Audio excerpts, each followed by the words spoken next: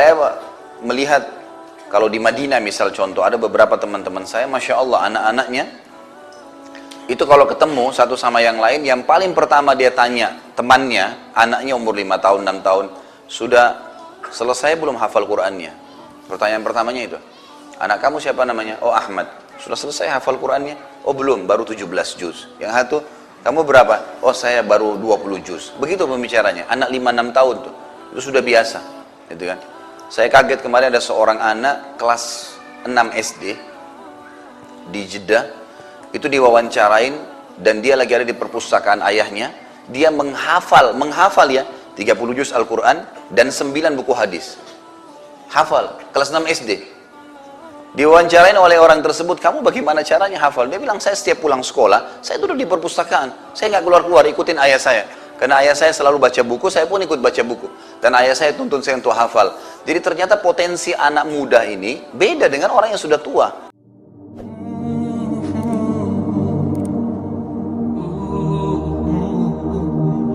Saya melihat kalau di Madinah misal contoh, ada beberapa teman-teman saya, Masya Allah anak-anaknya itu kalau ketemu satu sama yang lain, yang paling pertama dia tanya temannya, anaknya umur 5 tahun, 6 tahun, sudah selesai belum hafal Qur'annya? Pertanyaan pertamanya itu. Anak kamu siapa namanya? Oh Ahmad. Sudah selesai hafal Qur'annya? Oh belum, baru 17 juz. Yang satu, kamu berapa? Oh saya baru 20 juz. Begitu pembicaranya, anak 5-6 tahun tuh.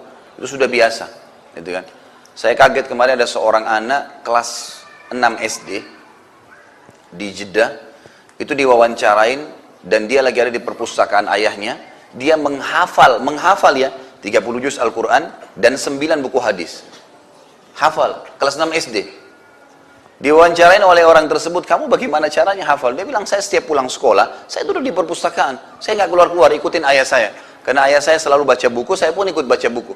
Dan ayah saya tuntun saya untuk hafal. Jadi ternyata potensi anak muda ini beda dengan orang yang sudah tua.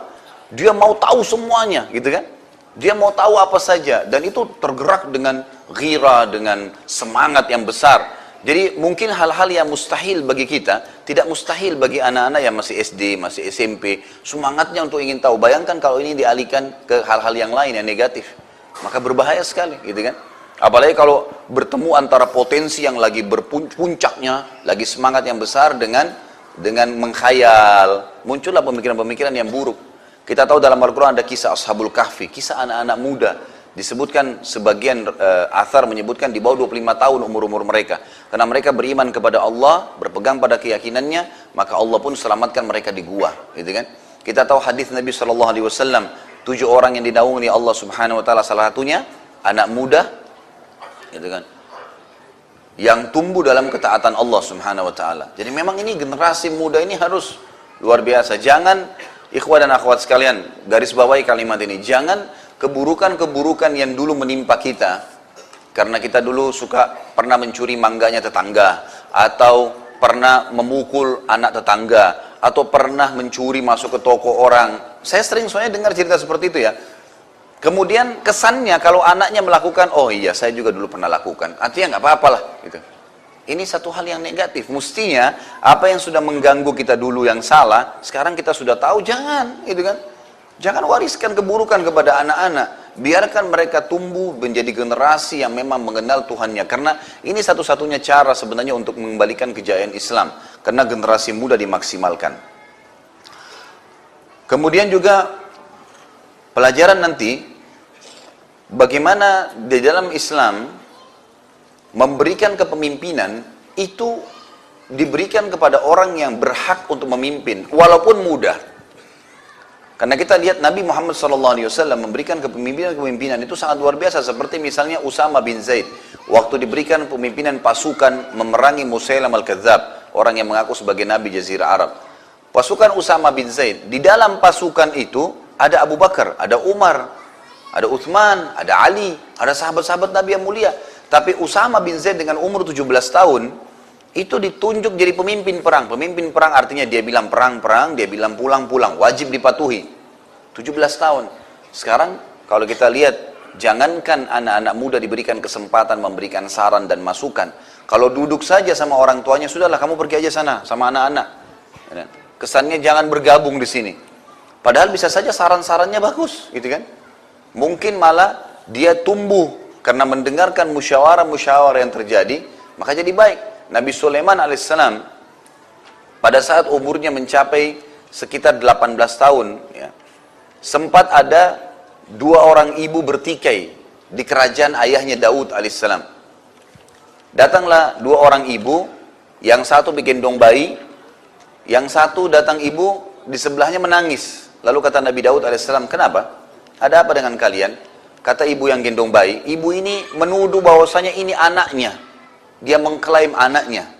Memang dia menitip anaknya ke saya, kemudian dia pergi ambil air di kali. Datang serigala, serigala makan anaknya. Kemudian dia waktu balik, dia tidak bisa terima anaknya dimakan serigala, maka dia tunduh bahwasanya ini anak dia. Ini padahal anak saya. Kata Daud kepada ibu yang sedang menangis, bagaimana pendapatmu? Kata ibu tersebut, ya wahai Raja Daud, saya tahu anak saya. Nggak ada ibu yang lupa wajah anaknya. Ini wajah anak saya. Lalu kata si Nabi Daud kembali lagi kepada ibu yang tadi, apa buktinya kalau itu anak kamu? Dia bilang, anak saya berselimut warna biru.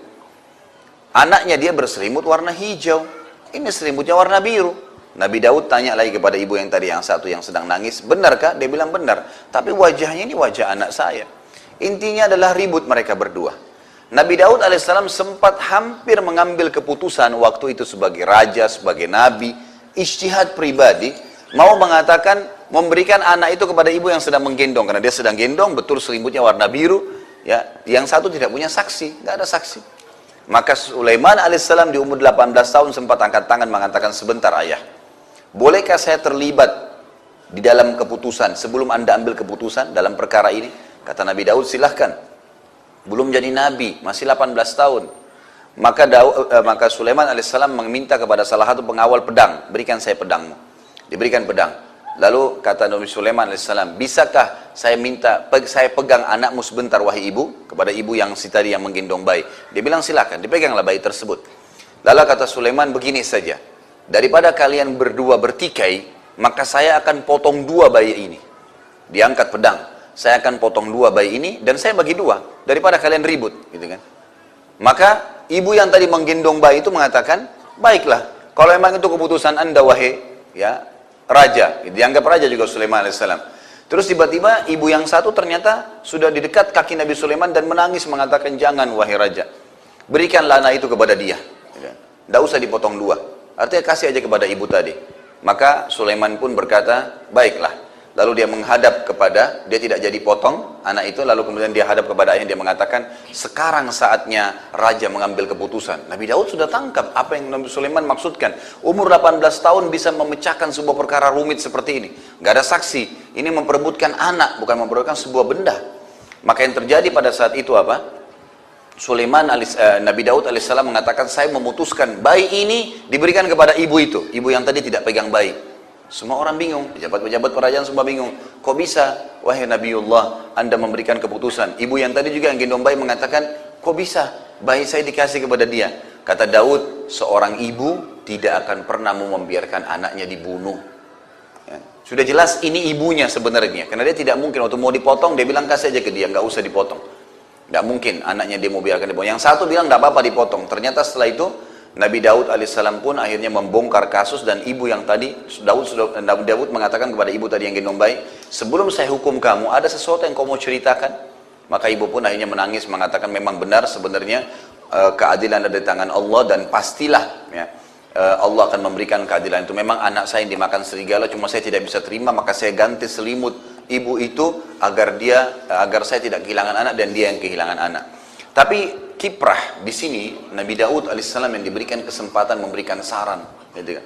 Jadi anak-anak muda ini sudah harus ya dicetak, dikader untuk jauh dari hal-hal yang buruk ini. Jadi tidak ada lagi kesan 17 tahun itu memang saatnya untuk menikmati, atau sekarang masih muda, nanti gampang taubat dan seterusnya. Ini sudah tidak boleh ada kalau mau melahirkan generasi-generasi Rabbani.